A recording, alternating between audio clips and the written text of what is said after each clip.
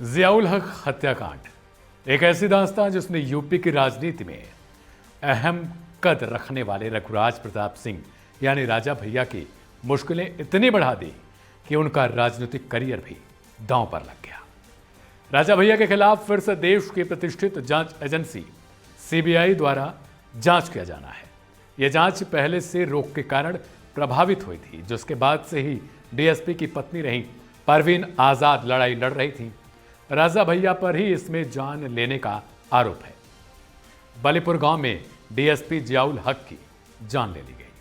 उनकी पत्नी परवीन आजाद अभी तक इस केस को लड़ रही हैं। उनकी याचिका पर एससी में सीबीआई को फिर से मामले की जांच करने को कहा है। अब सीधे हम पूरे मामले पर आते हैं। दरअसल मामला 10 साल पुराना है। कहानी शुरू होती है कुंडा के एक गांव से, जिनका नाम है बलीपुर। विवाद था महज एक जमीन का। सपा समर्थक प्रधान नन्हे लाल यादव ने बबलू पांडे से एक जमीन खरीदी हुई थी, पर इस जमीन पर कामता प्रसाद पाल का भी मालिकाना दावा था। कामता को राजा भैया के करीबी कहे जाने वाले गुड्डू सिंह का पूरा फुल सपोर्ट था। कहा तो यह भी जाता है कि नन्हे के प्रधानी में गुड्डू की ओर से विरोध किया गया था। दोनों में कहा सुनी हुई और कहा सुनी उसी वक्त से शुरू होती है। तारीख थी 2 मार्च 2013 की। नन्हे यादव और कामता प्रसाद पाल जमीन के मसले को आपस में हल करने के लिए आम सभा या फिर गांव की भाषा में कहें तो पंचायत कर रहे थे। कहा जाता है कि इसी दौरान कहा सुनी हो गई और ये इतनी बढ़ गई कि मौके पर ही नन्हे यादव की जान ले ली गई। इसके बाद गांव में खुद हो हल्ला किया जाता है इन्हीं लोगों के द्वारा और कोहराम मच जाता है। कुंडा के तत्कालीन डीएसपी रहे यानी सर्कल ऑफिसर या फिर यूं कहें सीओ जियाउल हक नन्हे यादव का शव लेने बलीपुर पहुंचते हैं, क्योंकि शव का अब पोस्टमार्टम किया जाना है, जैसा पुलिस कार्रवाई में होता है। डीएसपी के साथ हाथीगांवा थाने के एसएचओ भी रहते हैं और कोंडा थाने के एसएचओ सर्वेश कुमार मिश्रा सहित भारी जो है वो पुलिसकर्मी तैनात होती है। कुछ मीडिया रिपोर्ट्स के मुताबिक इन लोगों के गांव में घुसते ही गांव में कुछ लोगों ने उन पर हमला कर दिया।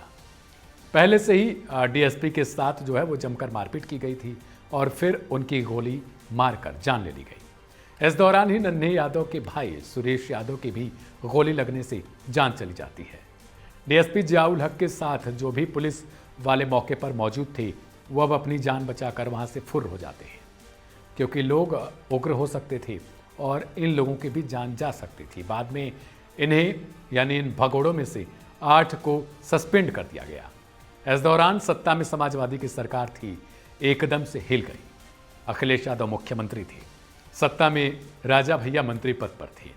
हो हल्ला मचता है और अखिलेश यादव की सरकार में एकदम से अचानक से यूं कह लें कि अब परिस्थिति जो है वो चेंज हो जाती है और इसके कारण अब राजा भैया को इस्तीफा दे देना पड़ता है। कुछ दिन बाद ही मंत्री पद से जब इन्होंने इस्तीफा दिया, उसके बाद से ही जो परवीन आजाद थी उन्होंने अपनी रिपोर्ट लिखवाई और रिपोर्ट में क्या कुछ जिक्र किया। रिपोर्ट में जिक्र था मंत्री राजा भैया के आदेश पर नगर पंचायत अध्यक्ष गुलशन यादव, मंत्री के प्रतिनिधि हरिओम श्रीवास्तव, उनके ड्राइवर रोहित सिंह और समर्थक गुड्डू सिंह ने पहले मेरे पति को लाठी डंडों से पीटा और बाद में गोली मारकर उनकी जान ले ली। दरअसल परवीन का आरोप था कि उनके पति सीओ पति जो थे राजा भैया के खिलाफ एक बालू खनन की जांच कर रहे थे, जिसके कारण उनको रास्ते से हटाया गया। वहीं जब सीबीआई इस मामले में आई तो उसने कई दिनों तक इस मामले की जांच की। राजा भैया की पॉलीग्राफिक टेस्ट भी करवाई गई। 2 घंटे 2 दिन और इससे भी ज़्यादा यूँ कह ले कि घंटों भर पूछताछ की गई। इन पूछताछ के बाद जो रिपोर्ट जारी की गई, उस रिपोर्ट में साफ तौर पर राजा भैया को मुजरिम या फिर यूँ कह दें कि आरोपी मानने से ही इनकार कर दिया गया। सीधे तौर पर राजा भैया का इन्वॉल्वमेंट यहाँ पर था नहीं, जो सीबीआई की रिपोर्ट जारी की गई थी। हालांकि इसके बाद भी जियाउल हक की पत्नी मामले पर सवाल खड़े करती रही, दोबारा जांच करवाने का अनुरोध किया, जिसमें लंबे समय बाद अब फैसला आया है और सुप्रीम कोर्ट ने जांच करने का आदेश दे दिया है।